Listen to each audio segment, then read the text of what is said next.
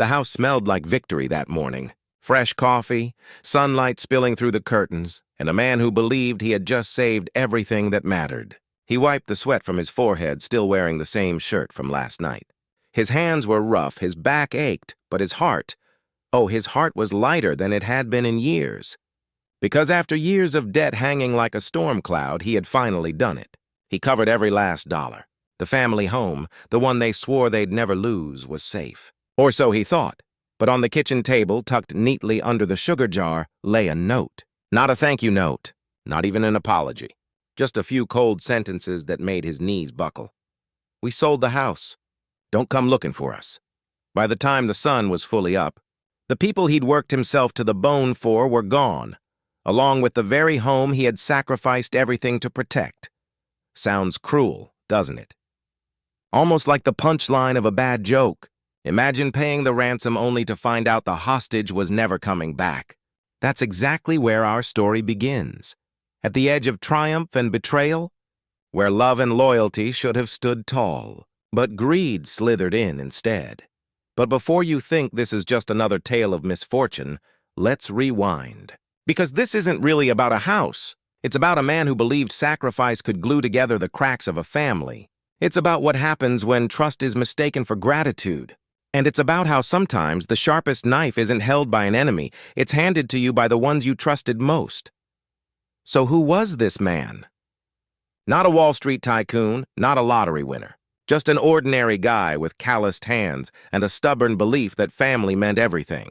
He wasn't rich in money, but rich in hope. And maybe, just maybe, too rich in faith that people would stand by him the way he stood by them. How does a man end up fighting sleep, debt, and despair just to save a roof, only to wake up under none at all? To answer that, we have to go back. Back before the note, before the sleepless nights, before the debt became a monster and the family became strangers. So grab a seat, because this story isn't just about him. It's about anyone who's ever given everything, only to realize everything wasn't enough. And welcome. Story lovers, tell me, from where are you watching? Drop your city name in the comments so we can see how far this story travels. He wasn't born with much, but he was born with a stubborn streak that never let him quit. Growing up in a small town, the kind where everyone knew each other's business, he carried the weight of being the eldest son. His father was a mechanic who rarely caught a break, and his mother worked nights at a diner just to keep food on the table. Poverty wasn't an occasional guest in their home, it was a permanent tenant. From the outside, their house looked fine. But inside, the floors creaked, the roof leaked, and the walls carried whispers of unpaid bills. Yet in that crumbling house, he dreamed big. He wasn't the smartest kid in school, but he was determined. He dreamed of becoming a builder, of crafting homes that stood strong, the kind no family would ever lose to bad luck or bad choices. But dreams, as you know, are fragile things. They need care, money, and time, all three of which he never had. After high school, college wasn't even an option. Instead, he took whatever jobs came his way: construction, warehouse shifts, odd hours at a gas station. Every paycheck was stretched so thin it could have snapped. Still, he believed. He believed that if he worked hard enough, he could build something lasting. And for a time, it seemed possible. He married young, thinking love would fill the cracks money couldn't. They bought a modest house, the house that would later become both his pride and his prison. At first, it felt like progress. He came home tired, but he came home to laughter, to meals shared around a chipped wooden table, to the sound of kids' footsteps running down the hallway. That house wasn't much, but it was theirs. And when you've grown up poor, owning anything feels like a rebellion against the world. But life, as it often does, had other plans.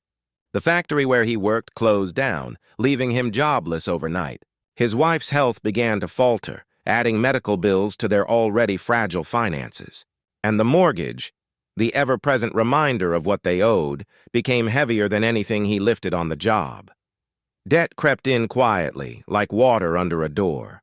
At first, it was just late payments. Then came the phone calls, the notices, the threats. What was once a symbol of stability turned into a countdown clock ticking over his head.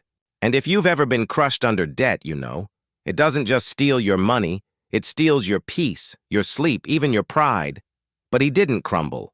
He adapted. He sold his tools, the ones he once thought he'd use to start a small business. He worked 2, sometimes 3 jobs, piecing together a living like broken glass. He skipped meals so his kids could eat. He wore shoes with holes in them so his wife wouldn't have to go without medicine. To outsiders, it might have looked like desperation, but to him it was love. Sacrifice disguised as survival. And yet, for every step forward, something pulled him 2 steps back. Just when he thought they were catching up, a medical emergency drained their savings. Just when a job seemed stable, layoffs returned. He lived in a cycle of trying to fix everything with hands that never stopped bleeding. Still, he dreamed. Not the same dreams he had as a boy, but smaller, quieter ones. To keep the family together. To make sure his kids never felt the shame of eviction. To prove that, no matter how cruel life became, he could stand tall. He carried those dreams like a torch in the dark, even when the flame nearly died. There were nights he sat alone at the kitchen table, staring at unpaid bills, fighting back tears he'd never let his family see. He wasn't a man who cried, not out loud, but silence has a way of amplifying pain. He prayed silently, promising himself tomorrow would be better, even if he didn't believe it. He became an expert in small acts of survival. Fixing broken appliances with duct tape, stretching meals with canned beans and stale bread, teaching his kids how to laugh at their situation so they wouldn't feel the weight he carried. To them, he was a provider. To himself, he was barely keeping the ship from sinking, and then came the moment everything collapsed. The letter from the bank. The notice that the house, the only thing keeping the family tethered, was at risk.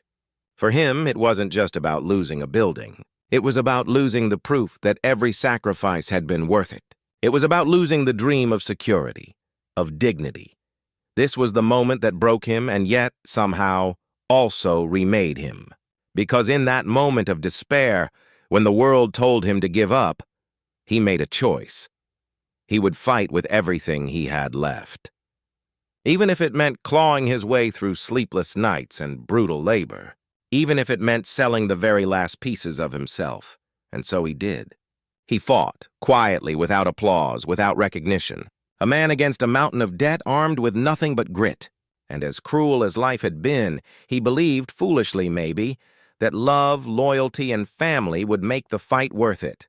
That belief, as we'll see, was the sharpest blade life ever handed him. Sometimes life waits until you're nearly broken before dangling a lifeline in front of you. For him, that lifeline came in the form of a late-night conversation with an old coworker named Ray. Ray wasn't a saint. He was the kind of guy who cut corners and bragged about it. But he had an eye for opportunities. Over cheap coffee at a rundown diner, Ray leaned in and whispered about a temporary contract job on the docks. Hard work, dirty work, but they're paying triple. Problem is, nobody wants to do it. You've got the grit. Triple pay. The words echoed like a hymn. It wasn't glamorous and it wasn't guaranteed, but for a man drowning in debt, it was oxygen. He signed up the next day, no hesitation. At first, it felt like the tide was turning. The hours were brutal, sunrise to well past midnight, but the paychecks were real. Each one chipped away at the mountain of debt looming over the family home. For the first time in years, he felt something dangerous. Hope. But hope has a cruel way of attracting obstacles. Enter Carl, a seasoned dock supervisor with a chip on his shoulder. Carl didn't like new guys, especially not ones who worked harder than him. He mocked, nitpicked, and tried to set him up for failure. "You think you're going to be some kind of hero?" Carl sneered one day, tossing a clipboard on the ground. This place eats heroes alive. It wasn't just Carl either. The job itself tested him in ways he hadn't imagined. The long hours meant less time at home. His body, already tired from years of grinding work, screamed in protest. His hands bled, his knees buckled, and every morning felt like waking up after a fight he barely survived. But he kept going. He told himself every bruise, every insult, every hour stolen from his sleep was another brick keeping the roof over his family's head. And then came the dilemma. One night, while unloading cargo, he noticed something that didn't sit right. A crate marked fragile was being deliberately miscounted. At first, he thought it was a mistake. But then he caught Ray, the same Ray who got him the job, slipping paperwork into his pocket and winking at Carl. It didn't take long to piece it together. They were running a side hustle, skimming off shipments, covering their tracks with falsified counts. He faced a choice. Stay silent, collect his pay, and pretend not to see? Or speak up, risk losing everything, and potentially bring down the only job keeping his family afloat? The decision gnawed at him. He had spent his whole life playing by the rules, only to be punished for it. Maybe this was his chance to bend them. But deep down, he knew, if the scam blew wide open, everyone would go down, including him, guilty or not. He didn't tell anyone. Not his wife, not his kids, not even the mirror when he stared at his own reflection late at night.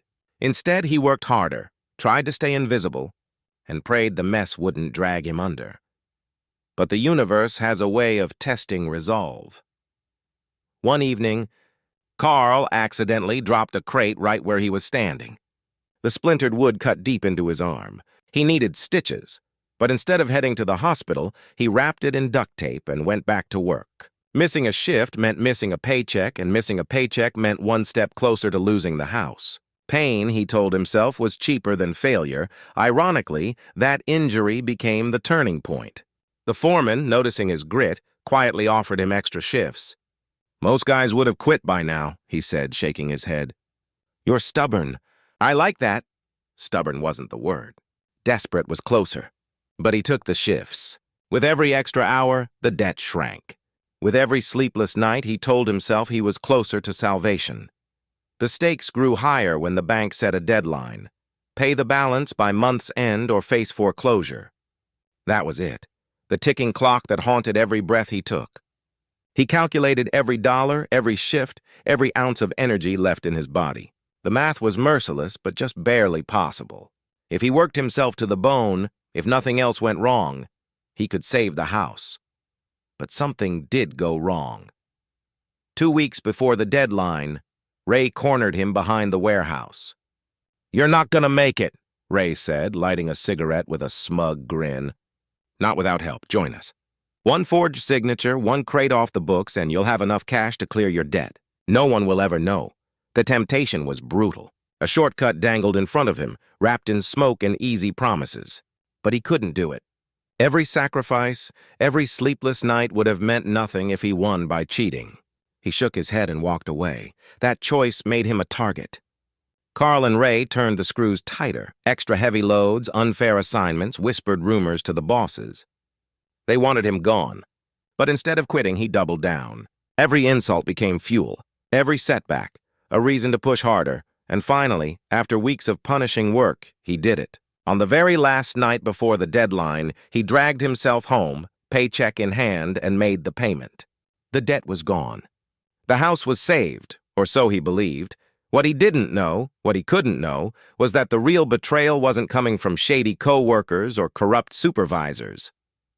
It was coming from the very people inside the house he thought he had saved. The knife wasn't on the docks.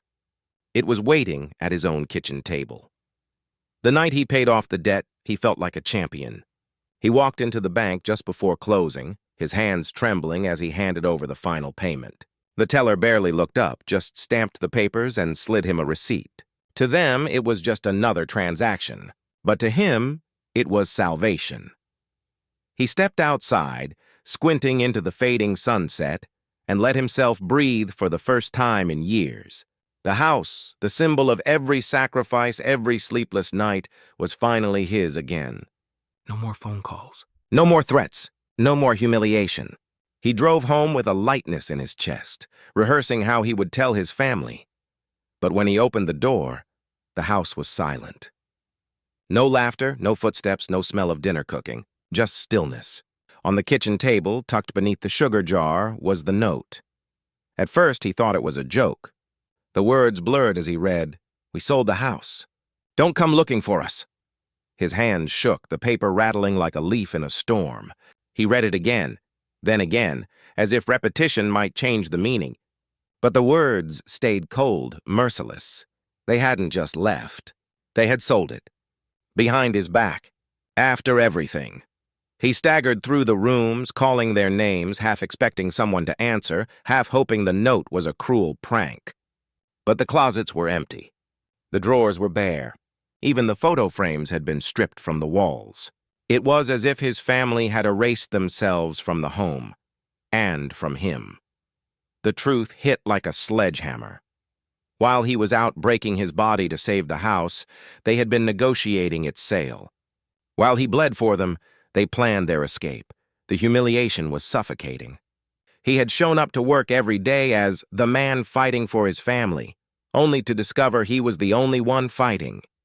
Imagine running a marathon barefoot, only to find out the finish line was already torn down. That's what it felt like. By morning, the betrayal was public. Neighbors whispered on the porch, shaking their heads. "Did you hear? He saved the house, but his own family sold it from under him." Pity mixed with mockery in their voices. To them, it was gossip. To him, it was the collapse of his entire identity. The bank confirmed it within hours. The paperwork had already gone through. Legally, the house was no longer his. His sacrifice wasn't just ignored, it was void. He had paid off a debt on a property that didn't even belong to him anymore, and then came the cruelest blow. The buyers were already moving in. A shiny SUV pulled into the driveway, kids running across the lawn that his children once played on. He stood frozen on the sidewalk, watching strangers carry boxes through a door he thought he'd secured. He didn't yell. He didn't protest. He just stood there, invisible in his own story. The humiliation was total. He wasn't just a man without a house. He was a man without a family, without trust, without purpose. Everything he had built, everything he had sacrificed, collapsed in a single morning. Neighbors avoided his eyes. Some offered hollow sympathy. "You'll bounce back." Others smirked, as if his downfall validated their own small victories. In a community where reputation mattered, he was no longer the man who worked himself to the bone for his family. He was the fool who saved a house only to lose it anyway. It was the kind of moment that cracks a man open. Rage simmered beneath the humiliation. How could they do this? How could the very people he bled for hand him over to the wolves? His mind replayed every sacrifice, the skipped meals, the sleepless nights, the injury he taped up with duct tape. All wasted. He wanted answers. He wanted to scream. He wanted to find them and demand an explanation. But there were no answers, no apologies, only silence and the echo of betrayal. In that silence, he broke, not with fists or fury, but with a weight that bent his shoulders and hollowed his chest. He sat on the front steps of what was no longer his home. The receipt of his final payment crumpled in his hand, and realized the cruel irony. He had covered the debt, but lost everything else. This was the breaking point. The moment when all his sacrifices, all his grit, all his loyalty came crashing down in one merciless twist. He wasn't a hero. He wasn't even a victim people cared about. He was just a man left standing outside his own life, locked out by the people he trusted most. Dear audience, if you're feeling the weight of his story, give this video a like. It really helps us keep sharing stories that matter. He could have disappeared after that morning. Many men do, swallowed by shame, bitterness, or the bottle. And for a while, he almost did. He spent nights on a friend's couch, staring at the ceiling, asking questions no one could answer. Why them? Why now? Why me? But somewhere in the quiet, he realized something powerful. The house had never been the dream. It was never about bricks or windows or a mortgage. It was about building security, building legacy, building love. And while his family betrayed him, the strength he discovered in himself, discipline, endurance, unbreakable will, couldn't be sold behind his back. So he started again. Not with walls, but with work. He took every skill he had learned hustling for survival, budgeting, fixing, repairing, negotiating, and turned them into opportunity. At first it was odd jobs for neighbors, patching roofs, balancing accounts, advising on debt. Word spread. People trusted him, not because of titles, but because of the raw honesty in his eyes. Soon he built something new, a small business, lean, humble, but his. No loans, no silent partners, no hidden contracts. This time, no one could pull the rug out from under him. He called it second chance solutions because that's what he was giving people, and himself, and it grew. Slowly, then suddenly. Strangers became clients, clients became friends, friends became community. The same neighbors who once whispered about his downfall now came to him for guidance. They saw in him not a man who lost everything, but a man who refused to stay broken. He found dignity in a different kind of wealth, not in property deeds, but in independence. His past sacrifices had not been wasted. They had been training. The sleepless nights taught endurance. The betrayals taught discernment. The humiliation taught humility. Piece by piece he rebuilt, not a house but a life, and then came the day he least expected. His son returned. Older, quieter, carrying his own weight of regret. He didn't bring excuses, only a simple question. "Dad, can I help?" The man looked at his son, blood of his blood, a piece of the family that had abandoned him, and chose forgiveness. Not for them, but for himself. Bitterness had stolen enough years. Together, they began working side by side. Hammer and nails, ledger and laptop. The boy who once watched his father fall now watched him rise. And in that partnership, something even stronger than a house was rebuilt. Trust. Today, when he drives past the home he once saved, he no longer feels anger. The SUV is still there. The curtains are still new, but the sting is gone. Because he understands something now. Sometimes life strips you of what you thought you couldn't live without, just to show you what you really can't lose: courage, resilience, and the chance to begin again. His story spread quietly, like whispers of hope in a town tired of despair. People who had lost jobs, homes, families came to him for advice, for encouragement. He never preached, never claimed wisdom. He just told the truth. You can lose everything and still not be finished. The worst day isn't your last day, it can be your first. Looking back, he doesn't regret covering the debt. That final payment was not a loss, but a lesson. Proof that his word meant something, even when theirs didn't. Proof that honor is not tied to outcome, but to action. And that's why he no longer introduces himself as the man who was betrayed. He introduces himself as the founder of Second Chance Solutions, as a mentor, as a survivor. His dignity is no longer tied to the approval of others. It stands firm, unshakable, because in the end, redemption didn't come in getting the house back. Redemption came in becoming the kind of man no betrayal could break. Thanks for watching. Subscribe to our channel for more powerful stories every week. They once said he lost everything, but in truth, he found more than they ever could. Because houses can be sold, money can vanish, and families can walk away. But character? That stays. The man who covered the debt proved something no betrayal could erase. That honor is not for sale. Think about it. How many people would sacrifice sleep, blood, and years just to keep a promise, only to be abandoned in the end? Most would break. Most would grow bitter. But he chose something different. He chose to rebuild. Not the home that was taken, but the life they thought he couldn't live without them. And here's the twist. The same community that once pitied him now celebrates him. Schools invite him to speak about resilience. Local businesses call him for advice. He didn't just survive betrayal. He turned it into a blueprint for others who've been broken. Sometimes we think redemption is about winning back what was lost. But maybe it's about realizing you didn't need it in the first place. Maybe the real victory is walking away with dignity still intact. So the next time you hear someone say, "It's over for me. I've lost too much," remember this story. Remember the man who paid every cent, lost the house anyway, and still rose to build something stronger. Ask yourself, what would you rather pass down to the next generation? A house with walls or a legacy with no cracks?